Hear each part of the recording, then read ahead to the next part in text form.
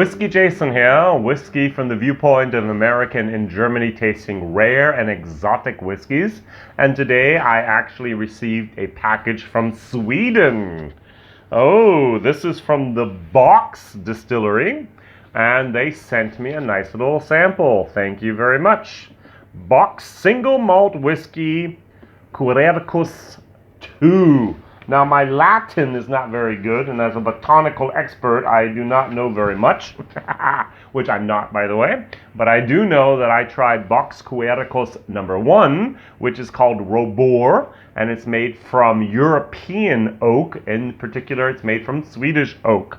And this is the second, and this is the Alba, which means it's made from white oak from Central and Eastern North America. There will be a Quercus #3, which is Petrea. That will be from the mountain oak. And there will also be a Quercus Mongolia, which is made from Asian oak. And this whole series is just to show the different influences that can happen through the different types of oak on the whiskey. So there were a total of 9,806 bottles worldwide. Each of these bottles were, at least over here in Europe, just 500 CLs, 50 CLs, 500 milliliters. And they were all bottled at 50.8% ABV, and they cost between 80 and 85 euros over here, which is about $100 for a half-liter bottle, which is extremely expensive in my personal opinion.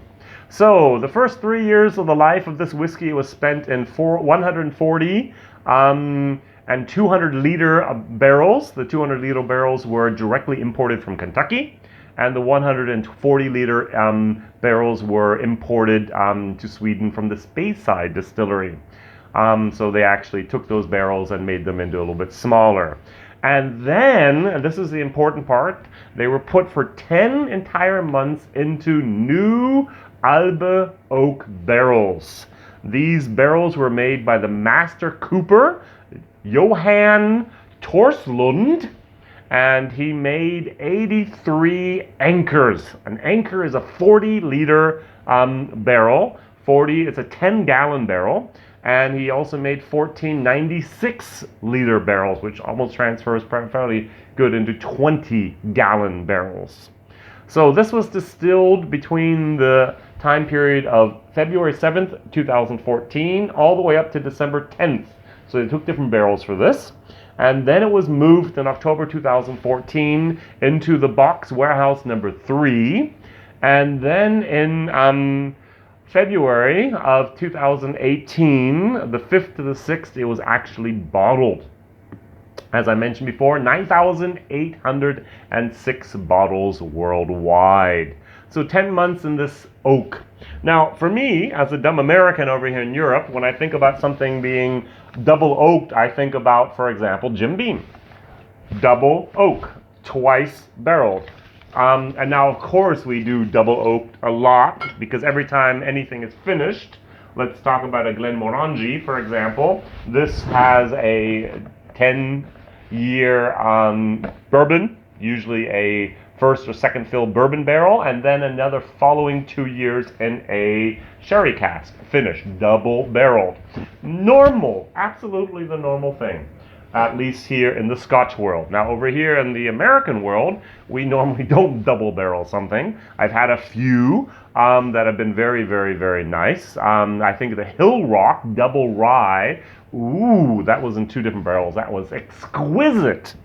And the Jim Beam double oak is also not very bad. So this was just, first of all, in normal, either 140 or 200-liter barrels, and then finish in these smaller barrels for 10 months. So, what do I have on my nose? Ooh, this is unusual. It's very, very nice. I need to choose my words here. The very first thing I get, of course, is a nice single malt. Now, as I mentioned before, the first thing in my brain was Jim Beam double oak. It's not a bourbon, people. Bourbon, 51% corn. This is 100% malted barley. All of it from Sweden, very, very, very nice. And that's the first thing you get. You get this nice malted barley moment. And the second thing you get is this wonderful moment of white oak. Now, I worked as a cabinet maker in the United States when I was a teenager, between the years of 16 and 18, so it's a good 30 years ago, unfortunately, I can say here. And as a cabinet maker, we used a lot of red oak, and we also used some white oak. Red oak is not very good for barrels because it leaks. The pores are not clogged or not closed. White oak, on the other hand, is a wood that actually has closed pores, and therefore you can use it to contain and to carry and to store liquids. And that's the first thing I actually got. I got as the saw blade is going through that white oak and the sawdust is going up, you can actually smell this. I think for about 50, 60 videos ago, I mentioned that we at the cabinet making shop used to have a contest where we take sawdust from different projects and smell it, sometimes even taste it, and have to tell our colleagues what that was. If it was a cherry, or if it was a walnut, if it was a white oak, a red oak, if it was maple, if it was chestnut, it was mahogany, whatever. That's what we would do sometimes. Yes, you get bored and you do dumb things sometimes, but that's what we did. And this is one of the very, very first things I got, was that white oak, just immediately on the nose, and very, very, very nice. Unpeated, yay, very, very good for WhiskyJason here. And it's got a very, very nice, one of the things I had actually was almost like the Oban. Don't have it at the moment where I can grab it. The Oban 14 was one of the associations I had in my brain, a very, very nice, complex whiskey. Now the Oban can have a touch of the peat in there, and depends on what you've had before and how you try it. All right, let's try it. Great color, by the way, non-chilled filtered, no color added, very, very nice color. Well done, gentlemen. So,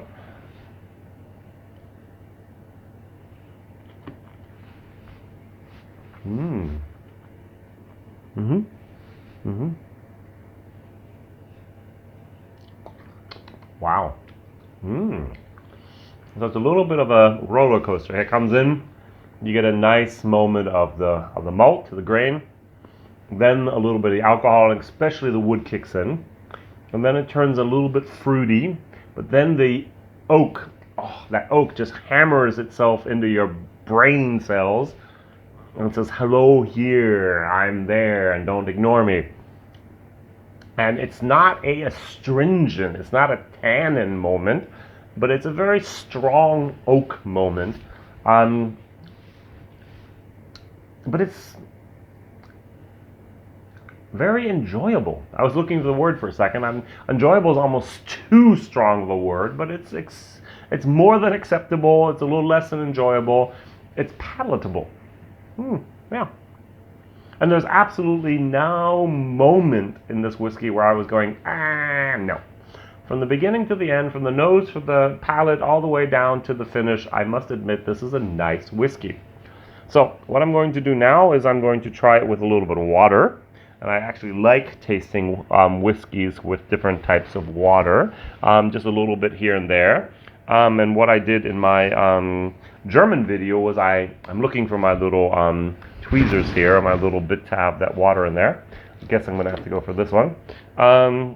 Is I put purposely a little bit too much. Now I've dropped about 4 or 5 drops in here, taking it down to maybe about 46, 45, 44%.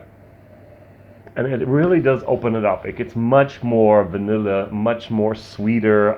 Even the oakiness is it lightens it up a little bit. Let's just say that.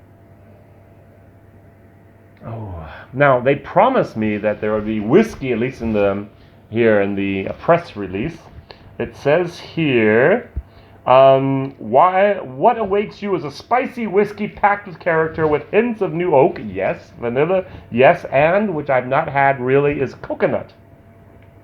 Quercus Alba contains a lower level of tannins, yes, and a higher level of lactones, especially beta-methyl gamma octalactone, also known as the whiskey lactone, giving it the discreet hint of coconut that characterizes a lot of whiskey. And Quercus Alba also lends the whiskey a typical sweet vanilla tone with hints of buttery caramel and flowery fruitiness. I'm going to stick with the fruitiness. Now, in my German video, and I must just say this because I'm sure the guys in Sweden are going to watch my German videos and my English videos and go, hey, wait a second, in German he said this, in English he said this. Yes. But I'm still going to mention what I did in my German video. It's the first thing I had in my mouth, actually, in my nose, is when I had Pizza Hut crust. The crust of a great Pizza Hut pizza. You know that moment, that buttery, crispy moment of a great Pizza Hut pizza? That's what I had. The thick crust, not the thin stuff, the thick crust. And then when I actually nosed it and also had it in the mouth, it was like a bread rising in the bowl that my grandma used to make, that white bread. I actually had that moment. And then on my mouth, I had a tiny little bit of these Italian spices. So you had a little bit of the oregano, and we had a little bit of the thyme, and it was very margarine, just those Italian spices thrown in there, and that really threw me for a loop. I can still get it a little bit, but it was more at the very beginning, and I haven't had a piece of pizza now for weeks, and so it can't be that. Maybe it really is in here. I like it.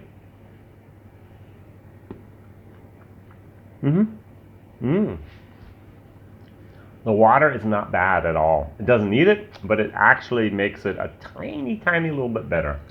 That vanilla comes more, and so on. So I'm going to give it a B-, which is a fairly good score in my book, to be honest.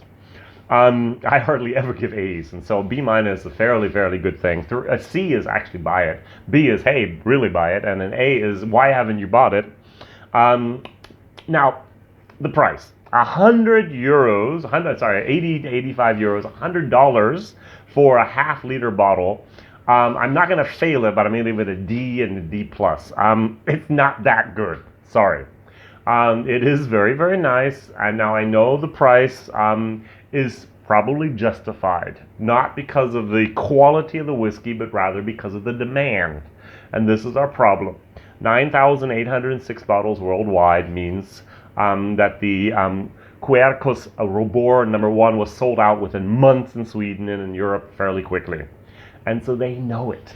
And so Box Whiskey Company from Sweden said, hey, we can just keep on taking the price we took the first time because we're going to make some money with this. And that's what they're doing. Now, do not forget, Johan Torslund, this master cooper, actually made these it was only 97 casks, handmade.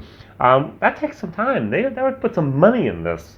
And to keep this whiskey in there for 10 months, extra months compared to all the other stuff they had, is also a very unique thing. And so I'm sure this is going to be, once again, it's going to be sold out. And so the price is justified from the viewpoint of the producer. Now, from the viewpoint of the consumer, I must admit, sorry guys, you're not actually going in the area where I'm used to buying. If you look at all my standard whiskeys here, especially my Irish, I spent some real money on some stuff. If you look at I spent some money on this, not on this, a little bit on this, spent some money on that. Okay, I have spent some money in bourbon as well, but I'm not used to spending a lot of money on my scotch. Anything above $50 to $80 is where it starts hurting. And $100 basically for a half-liter bottle, it's very painful. And so I'm going to give it a D for the value for money, just because of the price. All right, so WhiskyJason here, whiskey from the viewpoint of American-tasting Scottish and Swedish whiskeys. Ooh, Swedish whiskeys today. Thank you very much for watching. My videos come out on Mondays, Wednesdays, and Fridays. And this is WhiskyJason, whiskey from the viewpoint of an American in Germany tasting rare and exotic whiskeys. Thank you very much for watching. Please like, please subscribe, and tell others. Bye-bye.